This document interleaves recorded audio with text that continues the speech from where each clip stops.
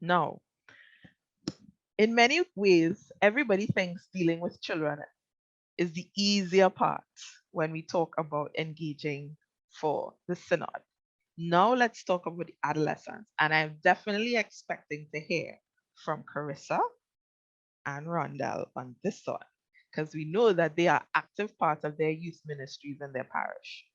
So when we talk about adolescents, we are talking about basically two major groups. We're talking about 12 to 15 and 15 to 19. Just like I said before, some 15s should more likely be associated with 12 to 15, and some 15s can be associated to 15 to 19. You will notice that 19 is and 18 are over the age of majority. And so for many persons, they question whether they question the inclusion of 18 and 19 as a part of adolescence. But what we do know, this is more so about stage and not age. So you can be guided as to whether 18 and 19-year-olds can participate in discussions with younger groups. It may not work for every parish, it may work for some. This should be a parish-based decision.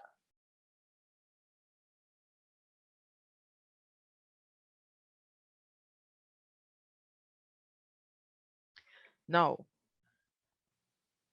once we've passed the age of reason, you're going to find that many adolescents have very strong opinions, whether you agree with them or not, about their experience of church.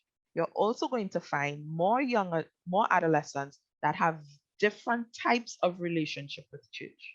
So you will always be able to find those good, sweet young people who are always involved, they're always active, and they may more than likely have very positive experience of church. But you're also going to find other adolescents who may have a positive experience of church, but they are not actually involved in the life of church as much as we would believe or we would think. These adolescents may not have very liturgical or sacramental language. They may not understand all of the words that we are describing to them. So when we say communion, they may think literally of the Eucharist. They may not recognize communion as another way of understanding us being together. So we have to bear in mind that even though we are saying we want to engage all of the young people who participate in the life of church as a part of the adolescents, not all adolescents are at the same level of faith understanding. Additionally, we also want to engage non-Catholic young adults, adolescents, sorry, who may be open to dialogue. There are many young people who go to schools who may not be Catholic but are interested in this process. We also have to respect the fact that there may be some adolescents, even if their families are Catholic, that may not be interested in participating in the life of the church and may have very, very strong positions as to why. We can question why internally, but we do not know the full story as to why they have these positions. And it's important for us to respect it. Some of these young people may be appearing in our sessions, participating, but they may not actually be open to divulging why they have such strong opinions that may not have them as open to participation as we would like. Carissa or Rondell, you want to say anything about what I just said?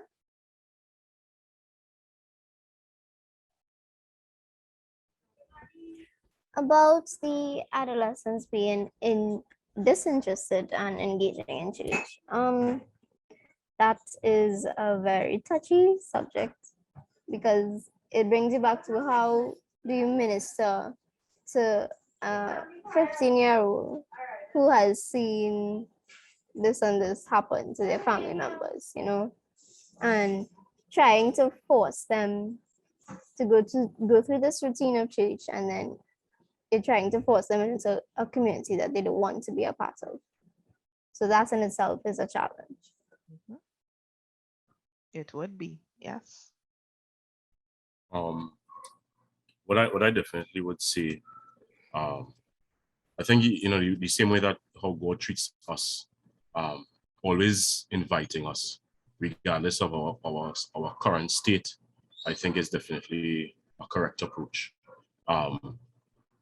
Definitely we know that, as you go lower down, you may get a little more challenges in, persons being answering to the call the way that you would hope. But that shouldn't stop us from, still extending that invitation.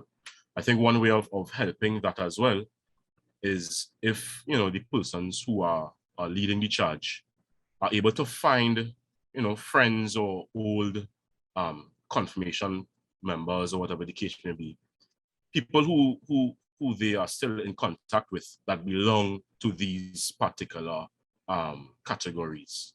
Young adults who belong to these categories, I think would be a nice way of stating that, okay, I am a non-Catholic, but I am here a part of this discussion. Why don't you join me? This is probably a summary of my story, but I am here in the conversation. Why don't you join as well? So I think, that invitation, that approach is definitely one that would seem beneficial. So an invitation to journey, whether it's accepted or not, is a different question and response altogether. So when we think through what is necessary for preparation for adolescence, it's very much the same as children, but we want to recognize exactly what Rondell said there. There may be adolescents and young adults who are capable of more directly supporting the process of bringing other young people who we may consider on the fringes into the conversation. So there are just 3 more points added when you're preparing for adolescent engagement. You want to identify these young leaders in church, people who are consistently connected to church, who may be able to invite young people into the session or even lead the sessions themselves. Yes, they will need some prep, but that is the role of the Synod team. Once we hand over these opportunities to young people, it's not that we just leaving them to do it. They must be mentored and guided through how the session should be managed, because remember what we talked about before with performance anxiety, it happens to the best of us. So we want to ensure that we identify and confirm. Those are 2 important words that I also want to stress, because a yes on Monday might turn into a no on Friday. So we have to confirm that they are available. Participant outreach, which should also be another part of the process. Yes, an adolescent is still a minor, so you want to ensure that you're reaching out to the family and the young person as far as possible. We do know that it may be more difficult in some instances to reach out to the family, but out of respect, this is a process you should engage in. If, as a member of the Synod team, you are having problems with this process, please ensure that you are working closely with either your catechetical coordinators, your confirmation teachers, your youth ministry or youth group, and or your family life unit for this type of outreach. Last but not least, even as we provide information to the family members about what's going on, also provide it to the adolescents. It will actually move the conversation along further if you can send them some of the short videos that have been created about the Synod process. Much like the children, you can break this down into 2 sessions. Managing participation across the sessions is a little bit more difficult with adolescents, especially with everything going on with schools. But again, it all depends on the impression you set during the preparation. So, having the initial conversation with young people about the Synod, actually describing the goals of the Synod, getting into the Bible references, they can actually handle more of the depth of the understanding of Synod before you move into a second session on which you meditatively unpack the fundamental questions as they are posed. A part of the package that we have provided for you is a breakdown of the Synod questions for children and a breakdown of the Synod questions for adolescents. This way, you can unpack very easily, okay, how would the thought process of somebody who is 8 understand this concept? as opposed to the thought process of somebody who is potentially 15, 12, 16, or 13.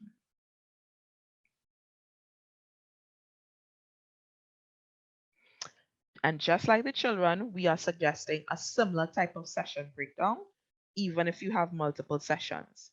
Now, in the event that you want to do an in-person activity, much like you walking together, we don't really have to use the same template because, again, they're adolescents. You may want to take out one or two things or reorganize the session, but each has a particular purpose. Making sure you start with a prayer is important. Setting ground rules for engagement is important. Debriefing what was said and what was understood is important, and missioning them. So, an excellent way to mission adolescents, if you've done an exploratory session or explanation session for the synod, is can you get more young people to be involved in the synod process? Can you bring more young people into this process so that they could understand and share their experiences as well? So that may be one way you can mission adolescents for the rest of this process. One of the most consistent bits of comment that we get from adolescents and young adults is church always wants to ask us questions, but when we give them simple answers or when we raise our voices, they don't actually follow up on anything. So we say something went wrong, but we don't actually see church do anything about it. Particularly for adolescents, follow up is important. Yes, there is a wider synod process, but if out of the discussions you have identified as the synod team, as the youth ministry leaders, some low hanging fruit or some opportunities to get young persons involved, please have a more direct discussion with your pastoral team, your ministry animation team, your parish priest, some authority in your parish, because we know that young people are less likely to be engaged if they believe that even if they voice their concerns, nothing will come out of it. Ensuring that we demonstrate that after having listened to them, there are small achievements that can be done should be one of the priorities of the synod teams. We want to say something quickly here about social media because we want to acknowledge the fact that social media is a big point of reference for many adolescents. However, social media is also a very uncertain and unstable place to be doing too many activities on. And so I want to make reference specifically again to the media kit that CAMSA would have created. If you are using content on any of the more popular social media platforms, please ensure you have this discussion as a part of your wider parish experience. The reason for this is if you are asking for engagement on platforms, it means that the engagement is not anonymized. Again, this is a situation in which a young person may have to think through in their mind, do I want to say this in a public space? That's a very difficult position to be in because many may want anonymity, but social media will not be able to give it to them. Similarly, many social media platforms are very specific related to the age of persons that can be engaging on their platform. And although many adolescents have permission from their parents to be on certain social media apps, we don't want to encourage something that may be against the terms of reference of that particular app. Similarly, even if there are young people on the app, there may be parents who do not feel comfortable with their young people doing too many things on the app because they may be in trouble, they may be during school time. All of these considerations have to be brought as a conversation to the parish because it is the parish that ministers to the young people, and at all times we want to set a good example for who and how we engage with our young people. This is not to say social media can't be used, just used respectfully. To come back to this idea of intergenerational spaces, after or during the youth spaces, there are opportunities for intergenerational sharings. There are many different ways for us to bring to bear the fruit of our youth only spaces. Those coloring book moments, those opportunities for coloring, we could post them up in the church so that everybody could see what the children were able to do as a part of the synod experience. If you have creatives in your parish, please ensure that their synod inspired pieces are showcased, whether it's on social media or in the parish bulletin board. There's the opportunity to do family photos, videos, and the like as well to be a part of the synod process. And last but not least, if there are going to be parish discussions, please suggest or consider having young people bring testimonies that are answering the questions of the synod to the space, and having youth representatives bring to the fore some of the issues and ideas raised in the youth only spaces. One note on bringing information forward. Being able to quote information from a young person is often a very powerful moment. To, to be sure, we also know this because even at the level of the Vatican for the Youth Synod, many of the Vatican documents associated to the Youth Synod actually had quotes from young persons. However, please be respectful of that young person. Ask them for permission for their quotes and ask them how would they like to be quoted. So just in case Johnny said, I love my parish priest so much because he is always there for us young people. Yes, that might be a positive thing. And yes, we could assume that Johnny might want to be known to say that. But still, let us go out of our way. Ask Johnny if we could use that precise quote, and then ask Johnny if we could say Johnny, or if we should just leave whoever it is blank, as in just a young person from the parish said this. Particularly also when it comes to adolescents, you also want to ensure that you have this discussion with their parents. In some instances, this would be a difficult conversation to have if the content is particularly negative, but it is still a conversation that is worth having. In the midst of all of this, that is why persons for the session should include someone who is Virtus trained.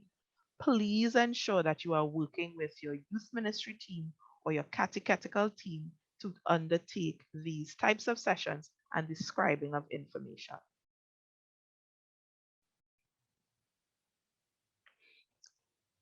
I want to go back to this picture, one that came out of the experience of the altar servers from the cathedral, and use it as an example. They were able to write in a short version what they desired out of a way forward for church. And they took the opportunity during their retreat to hold it up and have a little moment where they all showed each other what they thought the church should move forward to. It is opportunities like this that are fun and exciting and engaging for young people that make the synod something more than just sitting down and answering questions. So opportunities like this, please consider even as something that can be done after Mass or before Mass to engage the church population in what young people have to say.